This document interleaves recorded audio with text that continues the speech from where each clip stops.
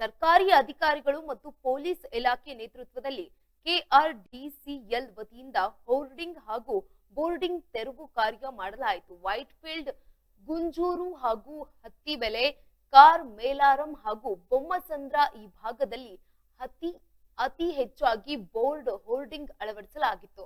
ರಾಜ್ಯ ಹಾಗೂ ರಾಷ್ಟ್ರೀಯ ಹೆದ್ದಾರಿಗಳಲ್ಲಿ ಅನಾಮಿಕ ವ್ಯಕ್ತಿಗಳು ಬೋರ್ಡ್ಗಳನ್ನ ಹಾಕಿಕೊಂಡು ಸಾರ್ವಜನಿಕರ ಪ್ರಾಣದ ಮೇಲೆ ಚೆಲ್ಲಾಟವಾಡುತ್ತಿದ್ದ ಹೋರ್ಡಿಂಗ್ ಮಾಫಿಯಾಗಳಿಗೆ ಅಧಿಕಾರಿಗಳು ಚಳಿ ಬಿಡಿಸಿದ್ದಾರೆ.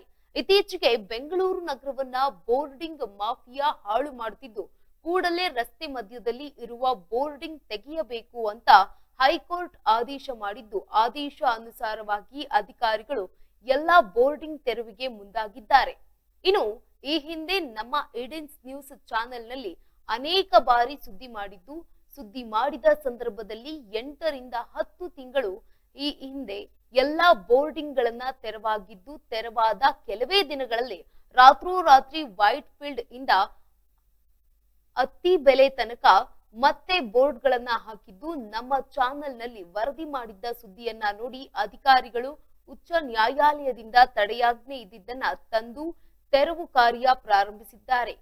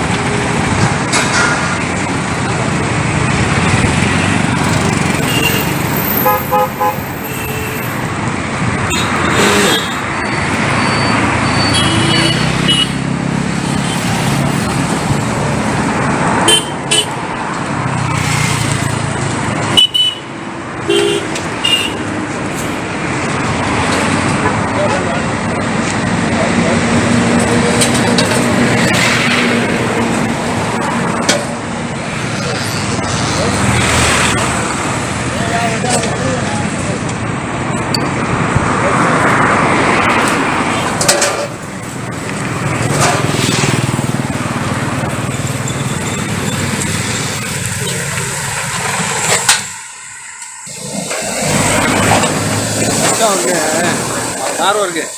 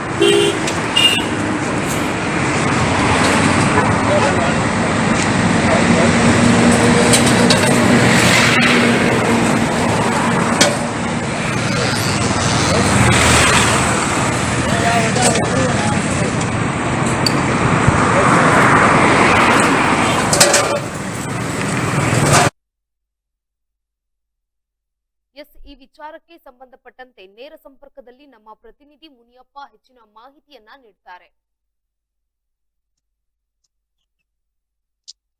ಮುನಿಯಪ್ಪ ಅವರೇ, ಈಗ ಅಧಿಕಾರಿಗಳು ಈ ಬೋರ್ಡಿಂಗ್ ಅನ್ನ ತೆರವು ಮಾಡ್ತಾ ಇದ್ದಾರೆ, ಈ ಬಗ್ಗೆ ಹೆಚ್ಚಿನ ಮಾಹಿತಿ ಏನಿದೆ?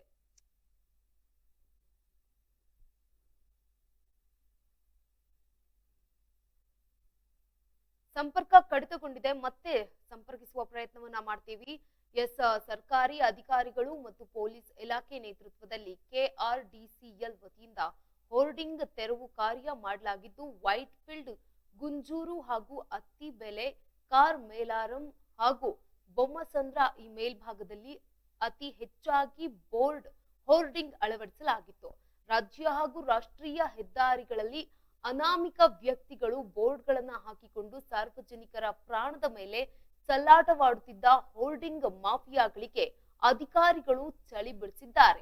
ಇತ್ತೀಚೆಗೆ ಬೆಂಗಳೂರು ನಗರವನ್ನ ಬೋರ್ಡಿಂಗ್ ಮಾಫಿಯಾ ಹಾಳು ಮಾಡುತ್ತಾ ಇದ್ದು, ಕೂಡಲೇ ರಸ್ತೆ ಮಧ್ಯದಲ್ಲಿ ಇರುವ ಬೋರ್ಡಿಂಗ್ ತೆಗೆಯಬೇಕು ಅಂತ ಹೈಕೋರ್ಟ್ ಆದೇಶ ಮಾಡಿದ್ದು, ಆದೇಶ ಅನುಸಾರವಾಗಿ ಅಧಿಕಾರಿಗಳು ಎಲ್ಲ ಬೋರ್ಡಿಂಗ್ ತೆರವಿಗೆ ಮುಂದಾಗಿದ್ದಾರೆ. ಇನ್ನು ಈ ಹಿಂದೆ ಈ ಬಗ್ಗೆ ಹೆಚ್ಚಿನ ಮಾಹಿತಿಯನ್ನ ನೀಡ್ತಾರೆ ನೇರ ಸಂಪರ್ಕದಲ್ಲಿ ನಮ್ಮ ಪ್ರತಿನಿಧಿ ಮುನಿಯಪ್ಪ.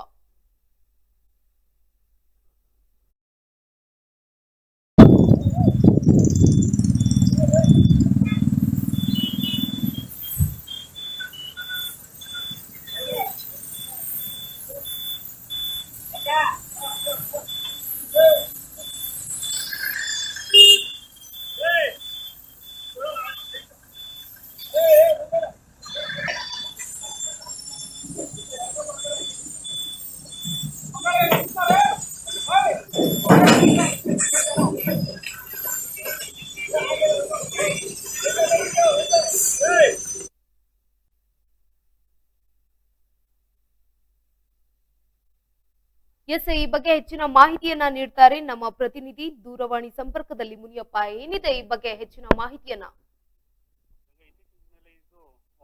ಬೆಂಗಳೂರು ಸುತ್ತಮುತ್ತ ಭೂ ಮಾಫಿಯಾ ಹೇಗ ಬಿಲ್ಡರ್ಗಳು ರೈತರಿಗೆ ಮೋಸ ಮಾಡಿ ಹೇಗೆ ಕಮ್ಮಿ ಬೆಲೆಗೆ ತೆಗೆದುಕೊಂಡು ಅತಿ ಹೆಚ್ಚಿನ ಬೆಲೆಗೆ ಮಾರ್ಕೊಂಡು ಹೆಂಗ್ ಮಾಫಿಯಾ ಮಾಡ್ತಾ ಇದ್ದಾರೋ, ಅದೇ ರೀತಿ ರಾಷ್ಟ್ರೀಯ ಹೆದ್ದಾರಿ, ರಾಜ್ಯ ಹೆದ್ದಾರಿಗಳಲ್ಲಿ ಇತ್ತೀಚಿನಲ್ಲಿ ಹೋರ್ಡಿಂಗ್ ಮತ್ತು ಬೋರ್ಡಿಂಗ್ ಹಾಕೊಂಡು ಹಾವಳಿ ಅಂದ್ರೆ ರಾತ್ರಿ ಮಳೆ ಬಂದಾಗ, ಗಾಳಿ ಬಂದಾಗ ಅದು ಸಾರ್ವಜನಿಕರ ಮೇಲೆ ಬಿದ್ದು ಪ್ರಾಣ ಹಾನಿ ಆಗಿರೋದು ಉಂಟು. ಇದು ಎಚ್ಚೆತ್ತುಕೊಂಡು ಹೈಕೋರ್ಟ್ ಇತ್ತೀಚಿನ ದಿನಗಳಲ್ಲಿ ತುಂಬಾ ಬಾರಿ ಇನ್ನೂ ಅಧಿಕಾರಿಗಳಿಗೆ ಡೈರೆಕ್ಷನ್ ಕೊಟ್ಟಿದೆ. ಈ ರಾಜ್ಯ ರಸ್ತೆಗಳಲ್ಲೇ ಬೋರ್ಡಿಂಗ್ ಹಾಕೊಂಡು ತುಂಬಾ ಜನ ಮಾಫಿಯಾ ಮಾಡ್ಕೊಂಡು ಅದನ್ನೇ ದುಡ್ಡು ಬಂಡವಾಳ ಮಾಡಿಕೊಂಡು ಸರ್ಕಾರಕ್ಕೂ ತೆರಿಗೆ ಇಲ್ಲ, ಸ್ಥಳೀಯ ಪಂಚಾಯತಿಗಳಿಗೂ, BBMP ಮತ್ತೆ ಪಟ್ಟಣ ಪಂಚಾಯತಿಗಳಿಗೂ ಏನೂ ವರಮಾನ ಇಲ್ದೇನೆ ಇವರು ಒಂದೊಂದು ಬೋರ್ಡ್ಗೆ 3 ಲಕ್ಷದಿಂದ 5 ಲಕ್ಷ ರೂಪಾಯಿವರೆಗೂ ಸಂಪಾದನೆ ಮಾಡ್ಕೊಂಡು ಅವ್ರು ಜೋಬ್ ತುಂಬಿಸ್ಕೊಂಡು ಹೋಗ್ತಾ ಇದ್ದಾರೆ. ಜೋಬ್ ತುಂಬಿಸ್ಕೊಂಡು ಹೋಗೋದು ಹಳಿದೀರ ಏನಾಗ್ತಾ ಇದೆ ಅಂದ್ರೆ ಇದು ದೊಡ್ಡ ಮಾಫಿಯಾ ಆಗಿದೆ. ಯಾವ ರೀತಿ ಮಾಫಿಯಾ ಅಂದ್ರೆ ಇಲ್ಲಿ ಎಲ್ಲಾರನ್ನು ಇದರಲ್ಲಿ ರಾಜಕಾರಣಿಗಳೇ ಇಲ್ಲಿ ಎಲ್ಲ ಪಾಲ್ದಾರಾಗಿರ್ತಾರೆ. MLA ಆಗಿರ್ಬೋದು, ಸಚಿವರಾಗಿರ್ಬೋದು, ಸ್ಥಳೀಯ ಲೀಡರ್ಗಳಾಗಿರ್ಬೋದು. ಅದರಲ್ಲಿ ಮಾಫಿಯಾ ಅಂದ್ರೆ ಯಾವ ರೀತಿ ರೌಡಿಗಳು ಇದರಲ್ಲಿ ಭಾಗವಹಿಸ್ಕೊಂಡು ಇದರಲ್ಲಿ ಲೂಟಿ ಹೊಡಿತಾ ಇದ್ದಾರೆ. ಯಾರನ್ನಾದ್ರೂ ಕೇಳಕ್ ಹೋದ್ರೆ ಅವ್ರನ್ನ ಪ್ರಾಣ ಬೆದರಿಕೆ ಹಾಕಿ ಈ ರೀತಿ ತೊಂದರೆ ಕೊಡ್ತಾ ಇರೋದು ಉಂಟು.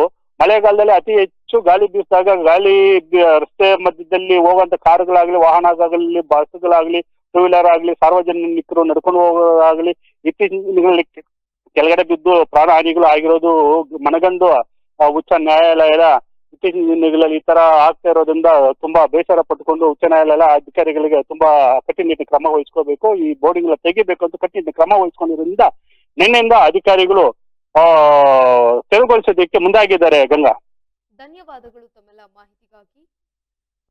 ಈ ಹಿಂದೆ ನಮ್ಮ ಈಡೆನ್ಸ್ ನ್ಯೂಸ್ ಚಾನೆಲ್ ನಲ್ಲೂ ಕೂಡ ಅನೇಕ ಬಾರಿ ಈ ಸುದ್ದಿಯನ್ನ ಮಾಡಿತ್ತು.